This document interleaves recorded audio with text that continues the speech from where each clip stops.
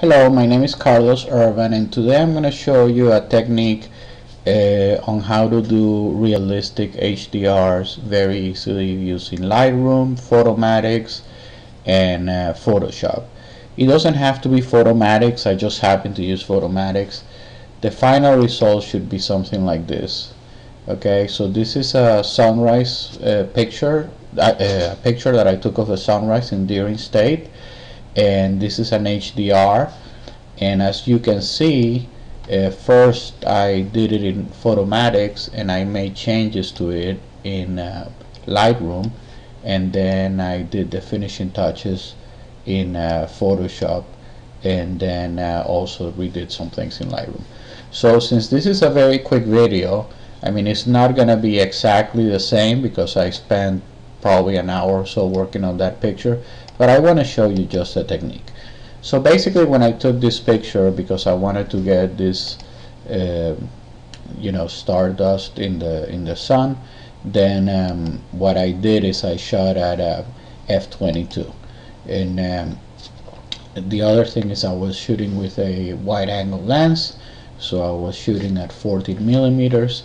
And basically a technique that I use is very simple. I take my camera can do bracketed 5 shots. Some cameras can do 3 shots, but the bottom line is what you want to do is you want to have your the other thing is when I'm shooting the sunrise, because it's going so quickly that I don't have time to be changing my manual settings. I'm not as quick changing the settings as other people, plus I'm using a remote because I'm trying to avoid shake and all that. So I just bracketed and I put 5 pictures. So I have, this is the exposure that it gave me on aperture priority. This is 2 stops under, 1 stop under, 1 stop over, 2 stops over.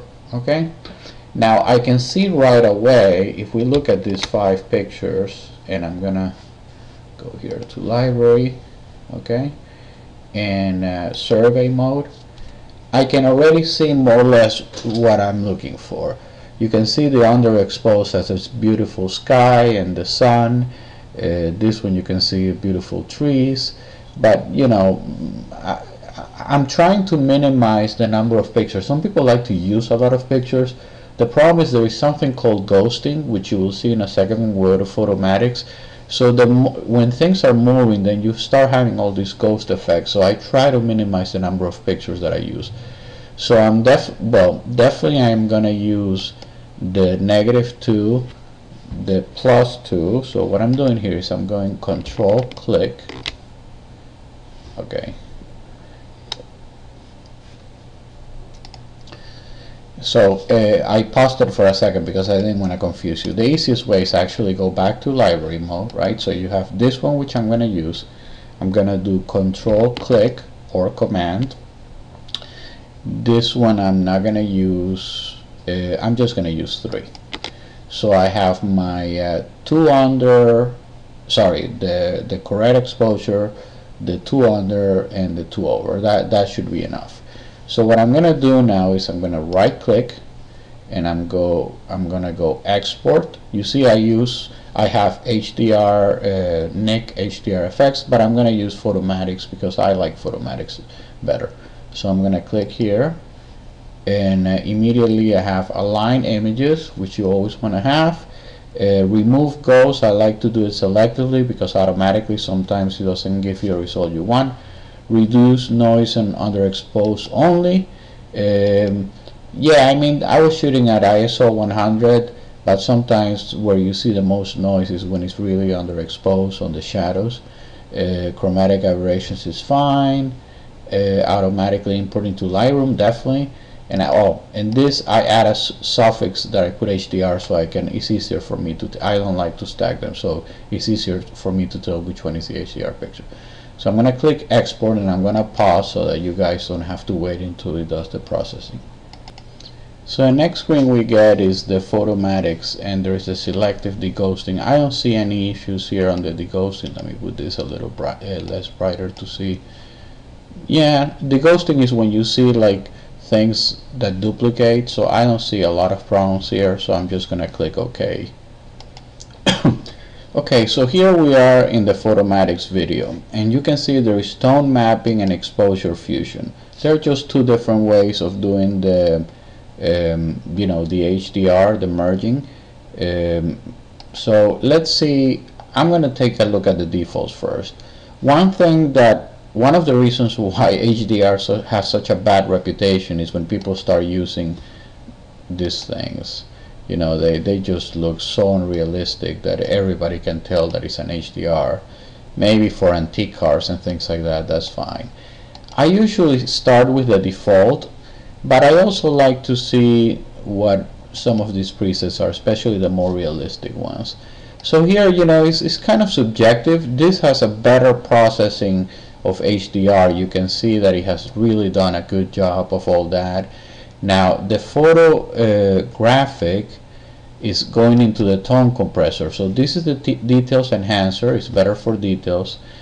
I'm gonna use this one for now. So let's see. I have here more options.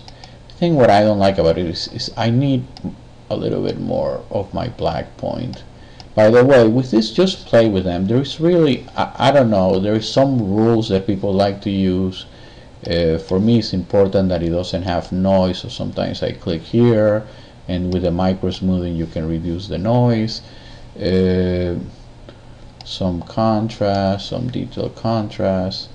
I'm still not happy with the, okay, now I'm starting to get to what I want. Okay, so you see the black point is giving me more of what I want. I can, oh, one of the things I forgot is with Lightroom you can, obviously the pictures, you can change the white balance, and you definitely want to do that before you come here, because Lightroom is a lot better for white balance than doing it here. But anyway, it doesn't matter. So let's just use this one, and I'm gonna save and re-import.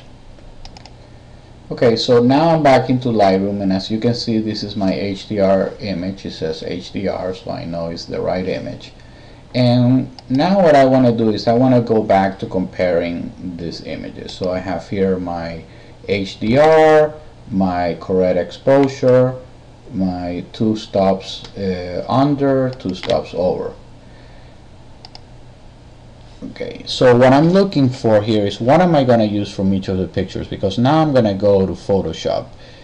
I could do more on this one in Lightroom, but because this is a short video and I just want to show you the technique, I'm not going to spend a whole lot more time on this.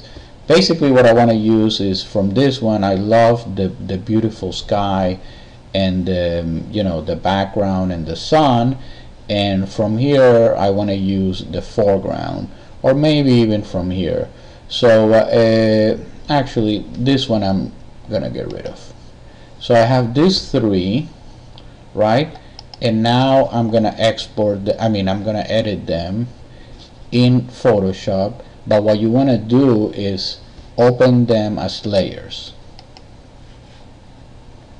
Okay, so here I have my 3 pictures. What you want to do is your HDR, you want to put it at the bottom, as if it was a background layer. Okay, so I'm turning this off. So I'm here now in my HDR picture, and then all I do is I do an Alt and add a layer mask. Oops, sorry, that's not where I want it. Here, add a layer mask. Okay, and basically what I'm gonna do is I'm gonna paint and I'm gonna basically, let me put this smaller. I want to make this, oh, I have the opacity really low. That may not be a bad thing. Okay, so I want to make it lighter. So I had to stop a second here, because when I did this, it's actually getting a little darker, and what happened is that the HDR picture actually made it lighter than the one that was overexposed. So I don't think I need anything from here. You see, it's getting actually so I don't think I even need to use this layer. So what I'm gonna do is I'm just gonna get rid of it. So let's go now with the darker one, and again Alt mask. Okay, and here again we're trying to darken this a little bit. So let's see, Okay, I think that may be a little too much. We'll see. Let's see.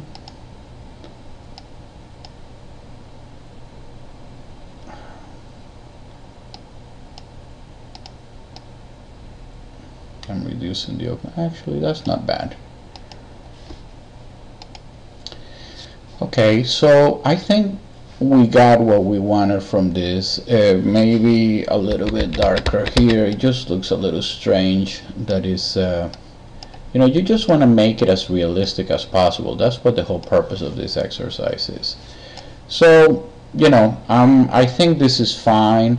I'm just gonna flatten it now, okay, and take it back to Lightroom. So if I close it here or I save it, well, when I close it's gonna ask to save anyway, and when I save it, it goes back to Lightroom. By the way, there is a video also on that I did in the settings for Lightroom that show you how to set all this up so that it goes back from Photoshop to Lightroom and vice versa. Okay, so here we are. You can see this is the Photoshop picture because it says PSD. So the other thing that I did, so now let's go to the develop mode. So the other thing that I did here is I started playing around a little bit with the white balance. You know, I had done it in I think daylight.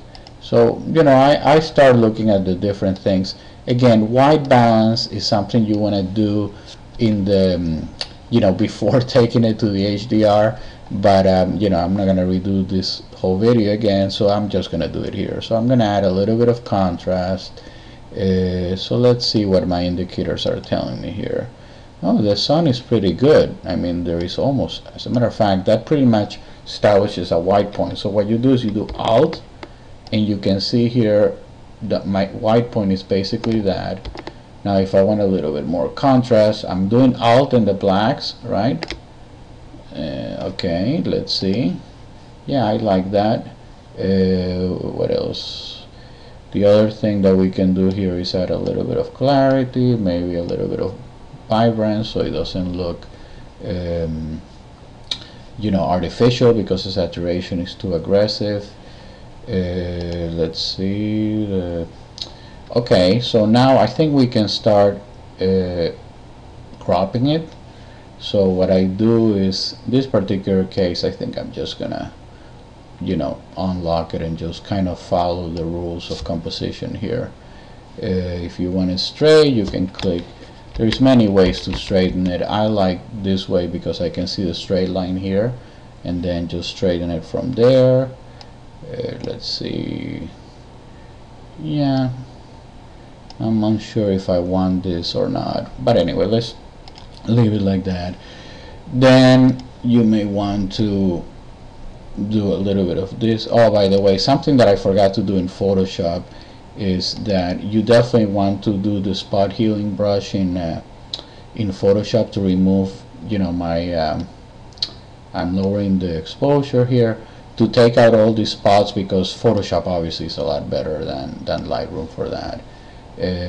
So let's see, exposure, the highlights. I like the highlights always better. Start with the highlights first. So let's see. Yeah, that's more natural. Maybe a little bit of exposure here. Okay, that's nice. My other picture looks a little different, but you see basically, you know, I played around with it a little bit more. Maybe I played a little bit more with this. So here you have the saturations. I think what I did is I wanted to get a little bit more of the orange, and if you click here, you see it's the orange and the yellow. I think a little bit more here. Actually, that's the luminance. A little bit more saturated. So I mean, you see the point. I mean, it's gonna be very similar to the final result that I had on this one. Again, I spent a little bit more time. Actually, this one looks more realistic than the one that I did before. I think it's just a little bit more saturated, but other than that, it's basically the same thing. So thank you very much, and I hope you enjoy this technique and you can do your HDRs more.